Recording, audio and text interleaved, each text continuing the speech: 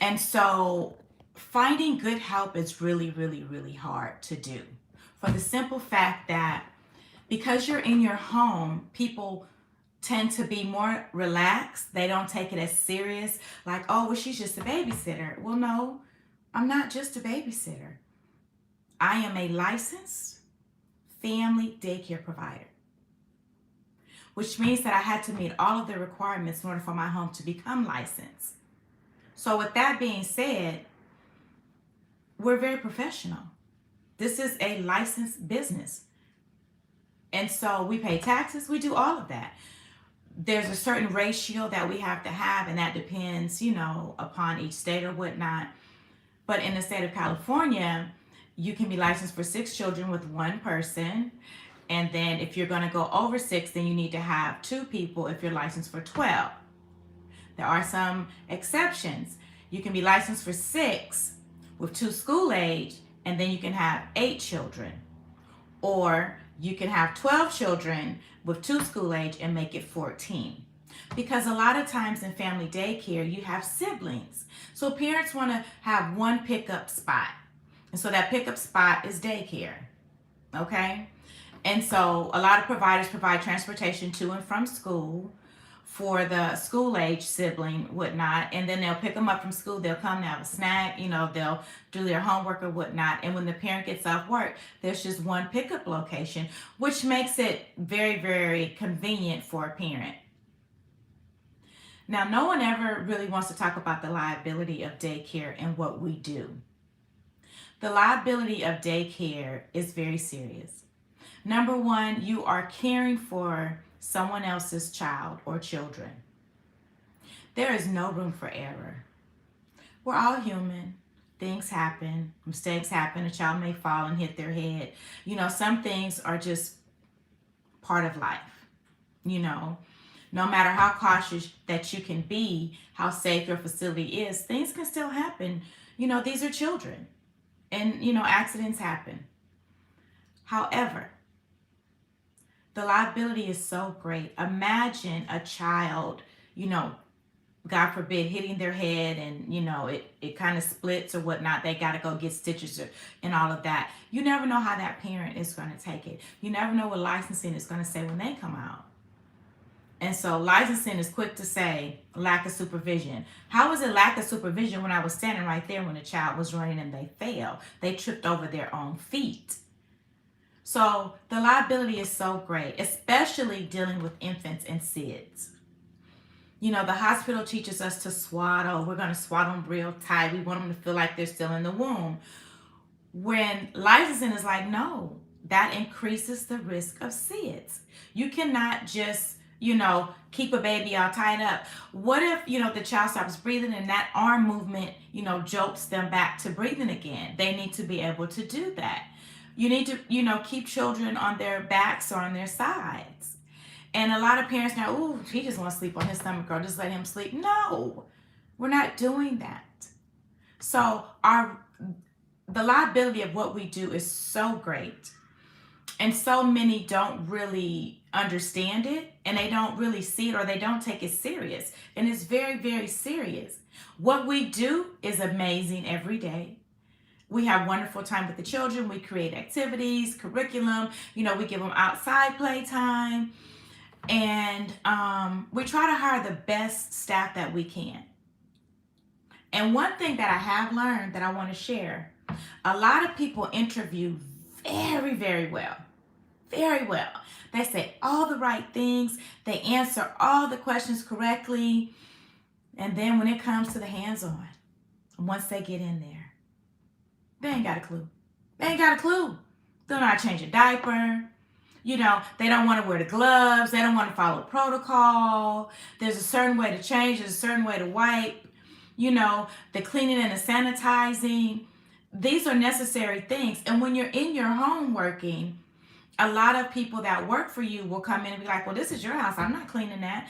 Well, I'm only asking you to clean the daycare area. I don't know what nobody else may ask you to do.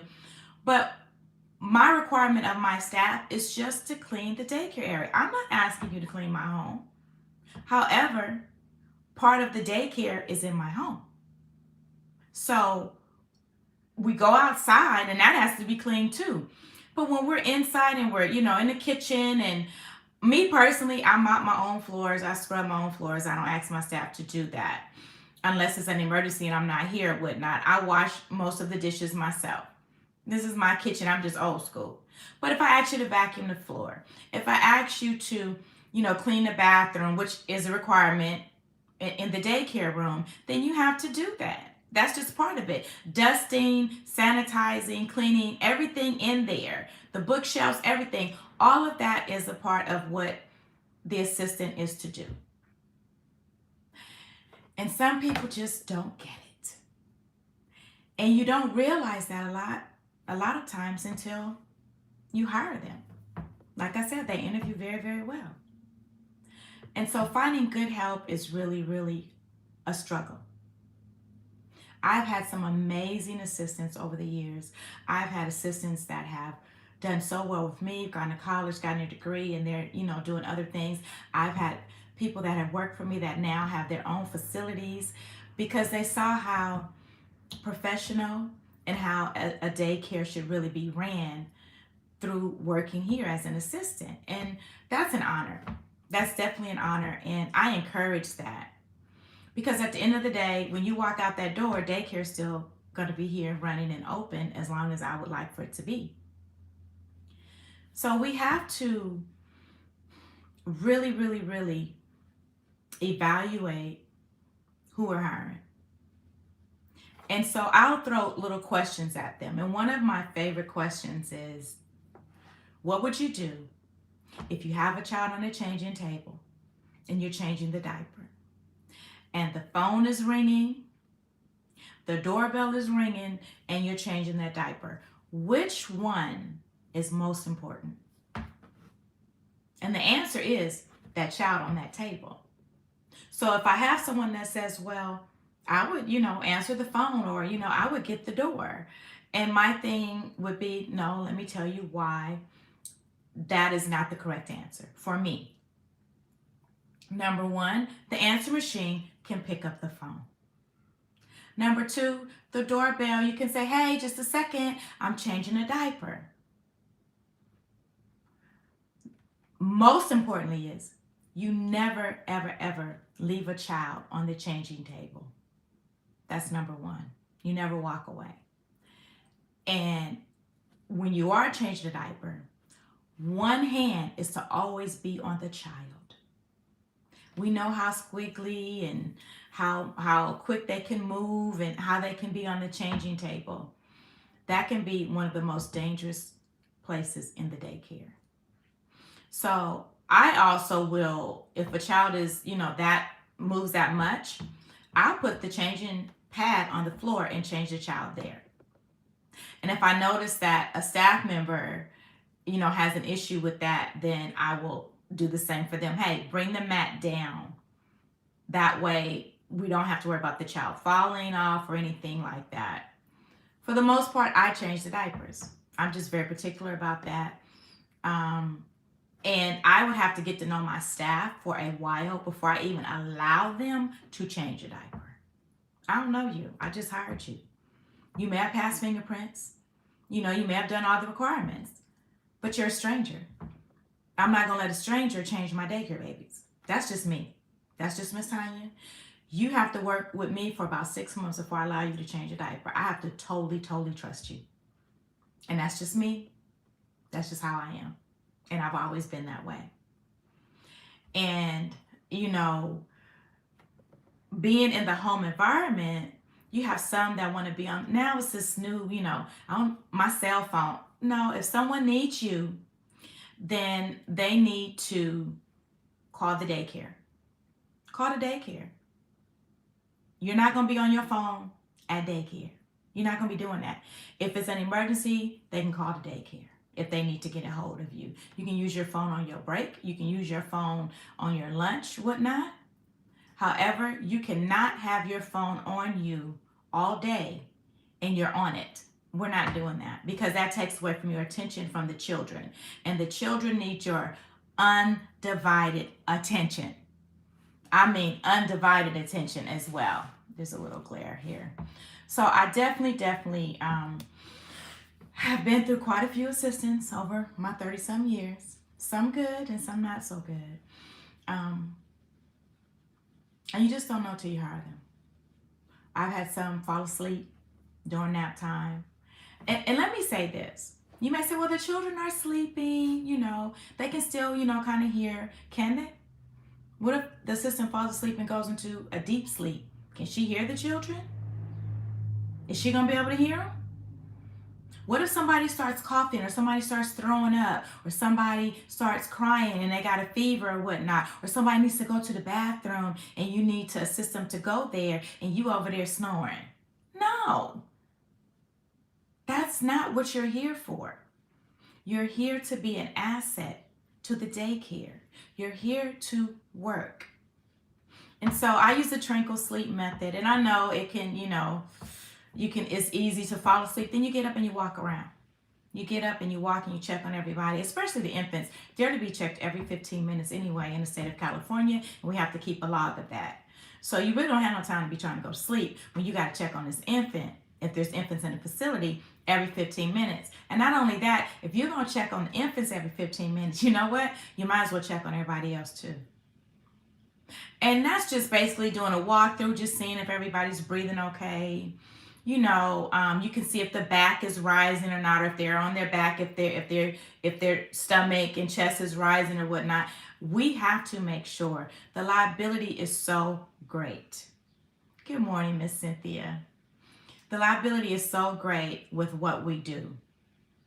So then you have some assistants who they feel like they auntie or somebody. Well, you're not. You're not auntie. You work at the daycare. So you can't be, you can't be yelling. You can't be like, boy, get over here and sit down.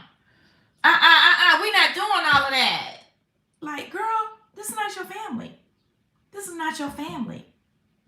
You can't be snatching nobody up like you would do your child or a niece or nephew or somebody. No. There's certain ways to do things. And you cannot ever feel like you have the right to grab a child, to yank a child, to yell at a child, any of those things. If a child is stressing you out, you walk away, you go to the owner, you're like, hey, I need a minute. And I get it. I'm a mother and a grandmother. And there are times now with my grandsons, I'd be like, woo, Ace, Amir. I'd be like, honey, hold on. Let me take a few little deep breaths. Holy Spirit activate. Holy Spirit activate. Sometimes the children will go there. And I think it's unrealistic for anyone that is the owner of a daycare, a childcare center, to not think that the children won't irritate or get on the staff's nerves sometimes. Because the children irritate and get on their parents' nerves. So it just may be that staff member needs to walk away for a second, or that child needs to go with somebody else for a minute. I'm just gonna keep it 100. It is what it is. But in finding good staff, the struggle is, number one, not being so comfortable in the home environment. I know it's a home environment, but it's still a business. And this is how it's ran. So you have to be professional at all times. And then, I have a rule to where if there's anything that needs to be relayed to a parent, I will be the one to relay that. That's my rule. You know why? Because I've had some bad experiences. As providers, we don't always share everything that goes on all day with the parent. No parent wants to hear that their child was cutting up every day. No parent wants to be bringing their child feeling like, oh my God, please have a good day. Please have a good day. I don't want any more, bad reports about you. No parent wants to hear that. So there are certain things that just children do. So what? He hit Johnny. Johnny hit him back and they worked that out. So when you have a staff member at the door and the parent's like, oh, how'd he do that? Well, you know what? He hit Johnny. He hit Sally. He hit Kiki. Yeah, no, he was just hitting today. There's a certain way to share that with the parent. And sometimes the staff just doesn't know how to. And that's why I prefer to share information with the parents myself. The staff can come to me, we can discuss it, see, what we can do, come up with a game plan so that, this doesn't happen again. But I don't want my parents to receive negativity every day, or maybe the child is going through something and it's just a rough time for them as well.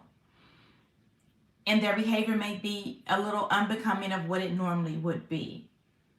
And so you never know what home life is like. Daycare is that safe place, that safe haven. Home should be too as well, but sometimes it's just not. So finding the right staff is critical to your success. You need to have someone that understands the liability, number one. Number two, someone that, definitely loves working with children, someone that has patience, someone that is, has some type of creativity, something that they can bring to your program. If you have someone that doesn't have anything to bring to the program, that's like, well, why are you here? Like, I'm not a arts and craft person, so I always try to hire someone that's really good in arts and crafts. I can do arts and crafts, of course, but I don't know how pretty they're going to look or how nice it's going to come out. So I try to hire someone that is good at that. So that's an asset that you're bringing. Or you may hire someone that's really good in developing curriculum, or someone that's really good in following directions, someone that can multitask. Multitasking is just a part of life.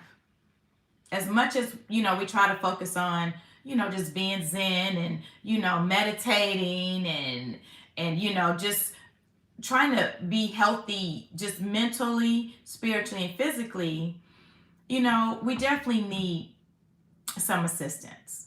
We do. And so finding that person is not always easy.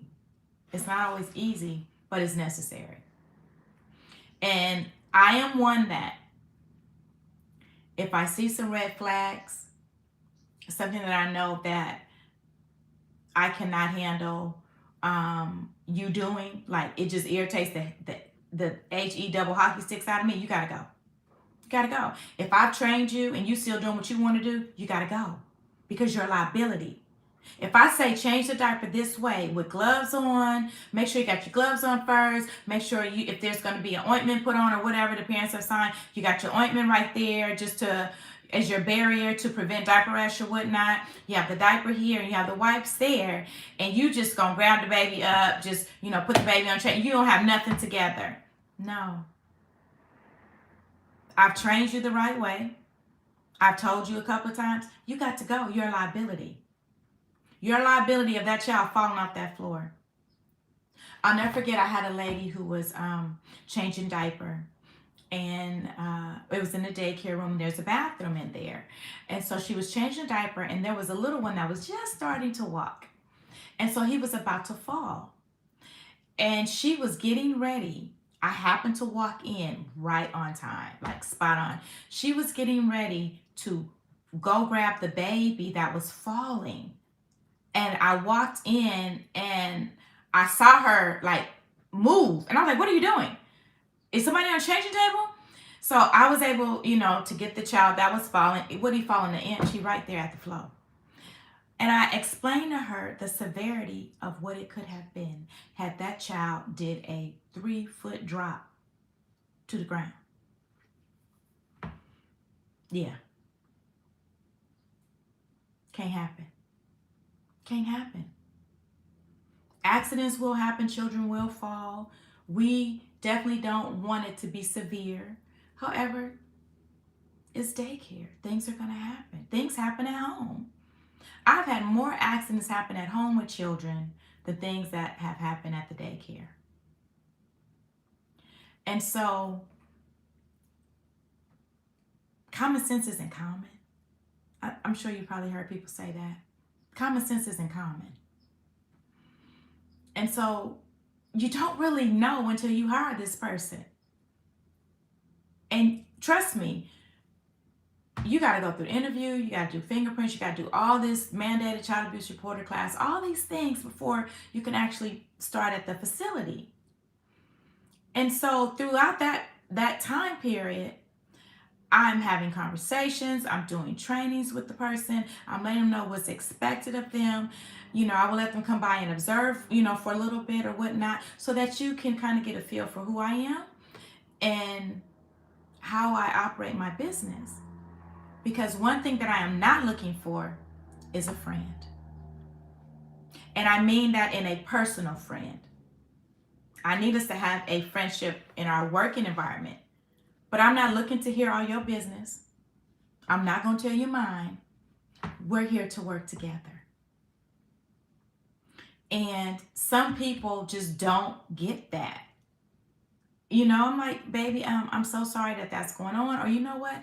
We need to focus on the children right now. And then you get somebody to get attitude because you didn't told them you're going to focus on the children right now. That's what we're here for. So the struggle of finding good help is real. And right now, due to COVID, I don't know if it was about all the extra money they were getting from the unemployment office and all of that, you will have people that will set up an interview with you, never show up, never call, won't respond to a text message. And it's like, are you serious right now? Or you'll have someone that say, okay, yeah, I want to start. And then you're expecting them to come in and they text you at the time they're supposed to be here. You know what? I had a better opportunity, or I changed my mind. I just don't think that this is going to work for me. And you're like, what the HE double hockey sticks is happening here? Because you have to have a certain student-teacher ratio. So if you hire someone, you have these children, and then they don't show up, then you're out of ratio. Then as providers, we're like, what the heck am I going to do? Like, if licensing pops up, they don't care. They're not going to be understanding. So the struggle is real. Struggle is real. Then I've had assistants that have wanted to come in and, they have like, I say they're not dressed professionally enough for me. I want you to wear your jeans, your tennis shoes, cute little top or whatever you want to wear. But you can't come in here with your boobs hanging all out. Cover that up. No, we're here with the children. Put a t-shirt on. So then I'm not one that wears the hospital smocks, but I do have some of those for staff that may have come in and, it was just a little too much going on. Be like, can you put this on, please? And so I do have, the little hospital smocks or whatnot. I have a couple myself. Sometimes I wear them, sometimes I don't. It's just a preference for me. I've been doing it so long. But sometimes having a uniform is necessary. It's definitely necessary. Like, you got to cover some things up. Earrings that are hanging. If you have a lot of infants or whatnot, you don't want someone to come in and, so you got to have a dress code. You got to have a dress code. So I had to develop a dress code because you can't have the big hoop earrings and a child snatch it. Then they didn't snatch it. It didn't split your ear. It didn't hit them in the face. So it's just, and some things, assistants don't understand. Like, well, what that got to do with anything? A whole lot. It's called safety. Health and safety. That's a component of CPR too. That is a requirement. Then you have some that want to come in and they got the, a little banana clip, like their hair wrapped. Girl, I'm going somewhere later, so I'm going to keep my hair wrapped all day. No, ma'am. No, ma'am. That shows me that you don't respect this. That shows me that you really this is just nothing to you. No, this is a business. I get up and I'm dressed every day. Hair combed, I may not wear makeup. I don't wear makeup every day. I just wear makeup on, when I'm shooting and doing special things or whatnot. But I'm going to be nice and neat from head to toe. No Crocs. I don't allow Crocs either. Everybody want to wear Crocs. What if you got to run after a child? I mean, I'm just saying, shoe falling off your foot. No. I don't even allow the daycare children to wear Crocs either. No. It's a liability. It's a hazard, a safety hazard at daycare. I need a closed toe, closed back. I need a tennis shoe on your feet because you're going to be moving and grooving over here. That is just what it's like. So a lot of times, you have people who are used to sitting down all day. We don't sit down all day. No. And we're outside because I'm in Cali 98% of the time. Like clearly 98% of the time we're outside. And if you have someone that doesn't want to be in the sun, or someone that don't like the sun, then this is not the place for you. So there are lots of questions to ask someone when you're interviewing them, to see if they're a good fit for your facility. Because number one, you don't want to keep having to change your assistants with the children. If you can get somebody to stay a year, that's good. Okay? If you can get somebody to stay 2 years, come on, somebody. Okay? Won't he do it? But I don't want to have to keep switching every 2-3 weeks, every 2-3 months assistants. So what we make is not enough as providers already. And what we're able to pay sometimes just may not be enough. And then sometimes it is enough.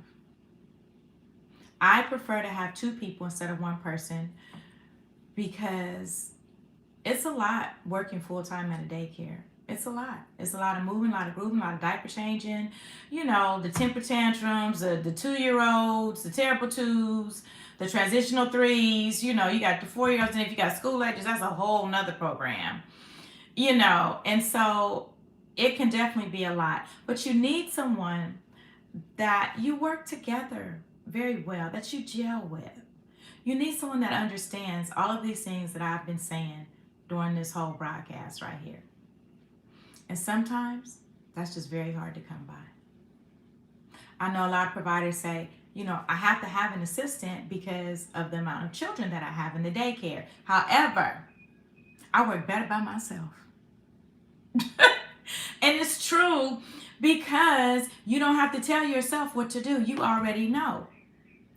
So if you hire somebody, you train them, and then you still got to constantly micromanage them, that's stress on you as well.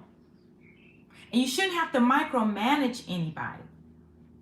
It's not rocket science what we do. However, it can become a little tedious. It can become a little redundant, but it's what we do. And for me, the joy of it all is that I get to see these tiny little bodies grow and develop.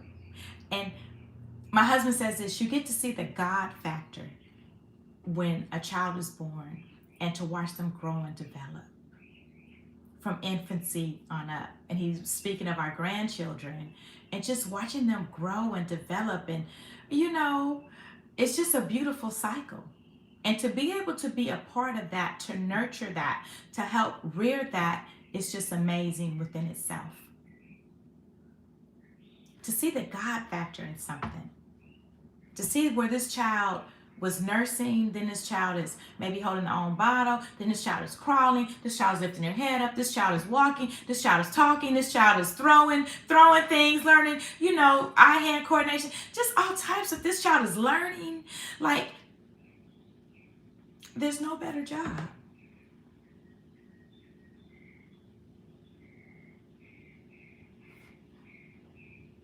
There's no better job.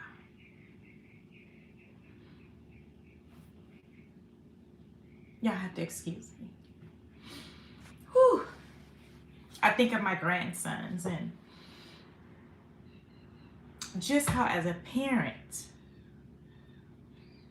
I'll say this: I'm a better grandmother than I was a parent. And I try my best to be the best mother that I could be.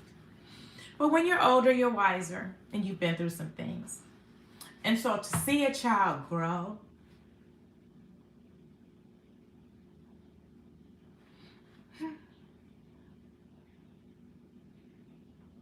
y'all know what I'm talking about.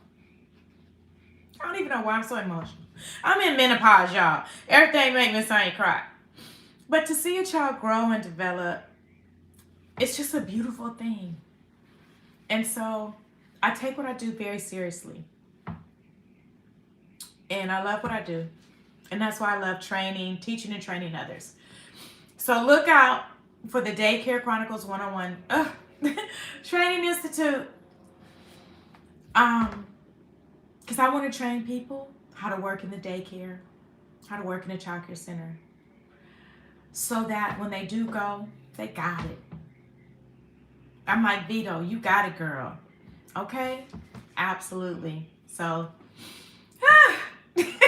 don't tell nobody Miss Tanya was crying, okay? I don't know where that came from. It's just the love and the passion for what we do every day. The struggle is real in finding good help. And like I said, the Daycare Chronicles One-on-One Training Institute, I'm working on that now. And I pray that it will be an asset to this field. Absolutely. I want to thank you all for listening. I pray that you have heard something that is of value to you. And also, don't forget, call the Daycare Chronicles One-on-One hotline, 1-800-679-4034. If you just need to talk, you're having a minor emergency. If it's major, call 911. Don't call me if it's major, okay? Oh, Sierra, thank you so much. She says, I can't wait to open my own home daycare. I love your videos. I can't wait for you to do it either, okay? Thank you so much. If you just need to vent, call the hotline. If you just have a little concern or contract issues or issues with the parent or something, or you want to know, hey, was I right in this? Or, what do you think? If you want my opinion or whatnot, call the hotline, 1-800-679-4034. And again, thank you so much for tuning in for Talks with Miss Tanya.